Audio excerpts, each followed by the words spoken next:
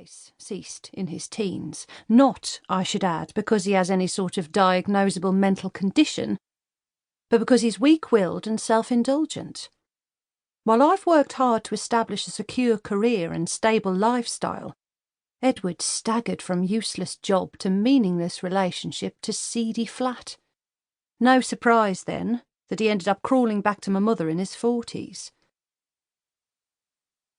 It's a shock to be told that a close relative has died, even when they were old and had been unwell, and I found that I needed to spend several minutes sitting quietly and gathering my thoughts. As I was in London, though, and my mother's body was in Birmingham, there was little of any practical use for me to do. I therefore decided to go to work and carry on as normal, or as normal as I could fake with this relentless nausea. I wouldn't tell anyone at the office of my mother's death.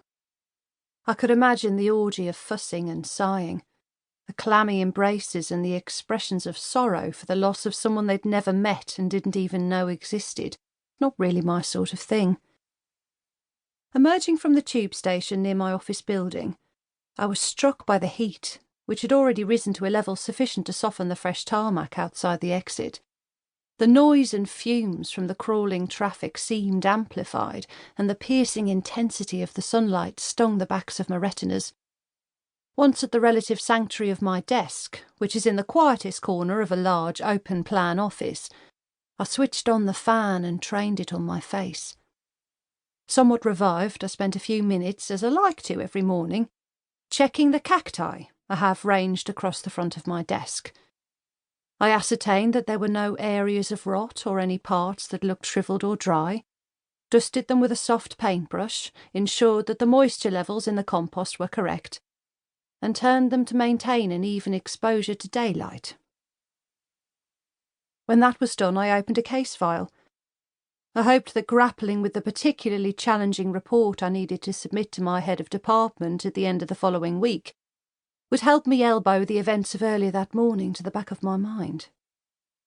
Mine might not be the most exciting of jobs for someone with a law degree, but it suits me. Most of the students on my course went on to train as solicitors or barristers, but I found myself drawn to the security of a government career, the predictable, if ungenerous, pay scales, the tolerable pension scheme, and the fact that I wouldn't be subject to the whims of senior partners or heads of chambers.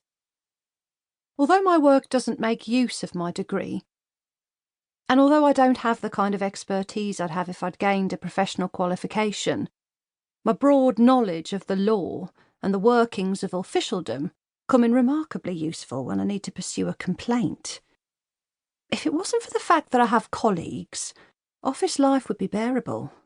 That day, however, even more than usual, I had a catalogue of annoyances and irritations with which to contend. For example, it was barely 10:30, when the smell of leftover Chinese takeaway that one of my stockier workmates likes to microwave in our tiny kitchenette and eat mid-morning wafted across to my desk. The bile was rising in my throat, and I needed a long cold drink if I was to avoid an emergency dash to the lavatory. I made it over to the water cooler, where I was less than delighted to encounter Tom, a bouncy, recently joined administrative assistant, who still had evidence of a breakfast baguette in his luxuriant beard. He was to be the next source of irritation. "Hey, Susan, just the woman. I've been meaning to say, I've set up an office Facebook group for organising pub sessions and sharing stuff that's going down. Fling me a friend request and I'll add you to the group." "You haven't been here long, have you?" I managed to say as the water glugged into my glass. "Everyone knows I'm not on Facebook." Whoa, for real? So how do you connect with people? Are you on Instagram or WhatsApp? I can set up groups on there too. I'm not on anything. I find picking up the phone or sending a text usually works. Yeah, that's okay for, like, your mum or whatever.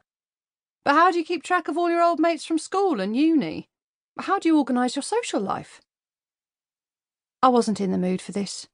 For some reason my eyes were pricking. Perhaps it was the harsh overhead lighting. I explained briskly that I had no desire to maintain contact with people I'd had a fleeting connection with many years ago, and that I kept my life very simple. If he felt compelled to inform me of office get-togethers or an important piece of workplace intelligence...